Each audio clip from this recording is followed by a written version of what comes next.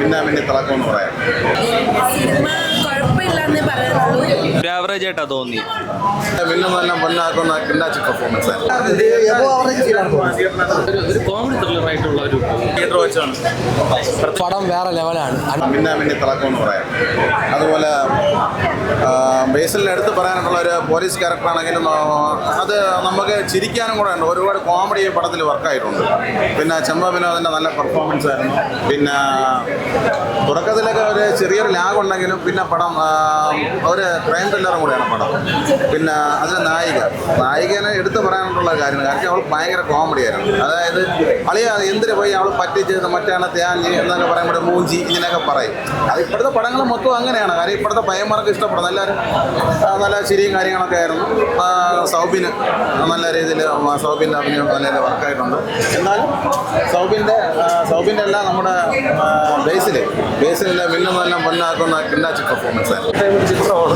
ഒരു വെറൈറ്റി ആയിട്ടുള്ള screen plaque variety screen play ആണ്. ഒരു ലെവലിലല്ല പോകുന്നത്, ഒരു മാറി മാറി കാണിച്ചാണ് കൊണ്ടുപോകുന്നത്. ബേസിൽ ആക്ടിംഗ് ഒക്കെ നല്ല രീതിക്ക് വർക്കൗട്ടായിരുന്നു. പിന്നെ സൗബിനും നല്ലൊരു ഹാൻഡിക്യാപ്ഡ് റോൾ നല്ല രീതിക്ക് ചെയ്തിട്ടുണ്ട്. അതിനെ ഹാർഡ് വർക്ക് ചെയ്തിട്ടുണ്ട് കാണുമ്പോൾ തന്നെ. ഈ പേര് പോലെ തന്നെ ഷാപ്പ്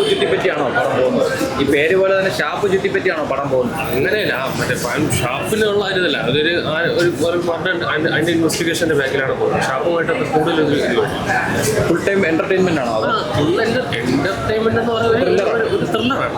ഒരു കോമഡി ത്രില്ലറായിട്ടുള്ള ഒരു ചെമ്പനൂർ അത്രയ്ക്കും ക്യാരക്ടറില്ല. ഒരു തേർഡിലാണ് മെയിൻ കേസിൽ. അത് കഴിഞ്ഞ് സൗബിൻ അത് കഴിഞ്ഞ് അങ്ങനെയാണ്. ഡാർക്ക് കോമഡി എന്നൊക്കെ പറഞ്ഞായിരുന്നു. അപ്പൊ എങ്ങനെയാ തിയേറ്ററിൽ ഒരു ചിരിക്കുള്ള വക ഉണ്ടായിരുന്നു? അത്രയും വർക്കായില്ല. നമ്മുടെ നെൽസന്റെ ഡാർക്ക് കോമഡി പോലത്തെ ഒന്നും വർക്കായില്ല. അതാണ്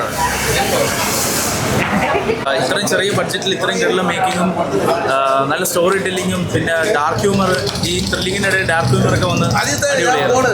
ഭയങ്കര നല്ല തിയേറ്റർ വെച്ചാണ്.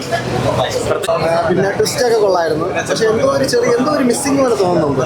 മ്യൂസിക്കൊക്കെ കൊള്ളാം. സൗബിൻ്റെ ആക്ടിങ് ഒക്കെ അടിപൊളിയാണ്. ബേസിൽ ഒരു ആവറേജ് ആണ് തോന്നിയത്. കാരണം എല്ലാ പടത്തും ഒരേപോലെയാണ് തോന്നിയത്. അതൊരു ഡിഫറെൻ്റ് ആയിട്ട് തോന്നിയിട്ടില്ല.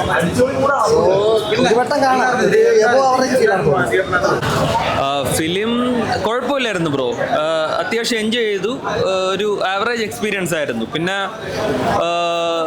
ഇത് ടെക്നിക്കൽ സൈഡൊക്കെ കൊള്ളായിരുന്നു. മേക്കിംഗ് നന്നായിട്ട് എടുത്തിട്ടുണ്ട്. പിന്നെ ഓരോരുത്തരുടെ പെർഫോമൻസ് വൈസ്, അതായത് തിയേറ്ററിൽ വന്ന് ഇരുന്ന് കാണാനുള്ള എല്ലാം ഉണ്ട്. പക്ഷേ ഓവറോൾ നോക്കുമ്പോൾ ഒരു എന്താ പറയുക, ഒരു ആവറേജ് എക്സ്പീരിയൻസ് ആയിരുന്നു. ഇപ്പോൾ സ്ക്രിപ്റ്റ് അത്ര നമുക്ക് എടുത്ത് പറയത്തക്ക ഒന്നും ഇല്ലായിരുന്നു. പക്ഷെ എന്നാലും കുഴപ്പമില്ല.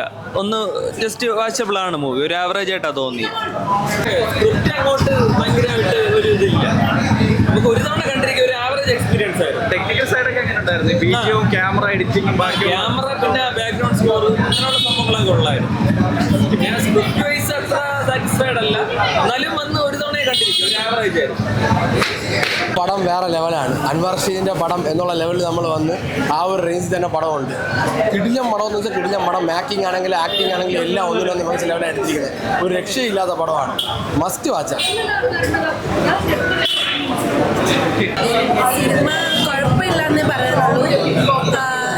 എന്താ പറയുക, ആദ്യത്തെ ഫസ്റ്റ് ഹാഫ് നല്ല ലാഗായിട്ട് ഫീൽ ചെയ്തു. അവസാനത്തെ 10 മിനിറ്റ് മാത്രമേ എൻഗേജിങ് ആയിട്ട് എനിക്ക് ഫീൽ ചെയ്തോളൂ. അത്ര ഭയങ്കര മസ്റ്റ് വാച്ച് ആണെന്നൊന്നും പറയാൻ പറ്റുമോ? എല്ലാവരും കാണേണ്ട പടം. എനിക്ക് പറയാനുള്ളൂ.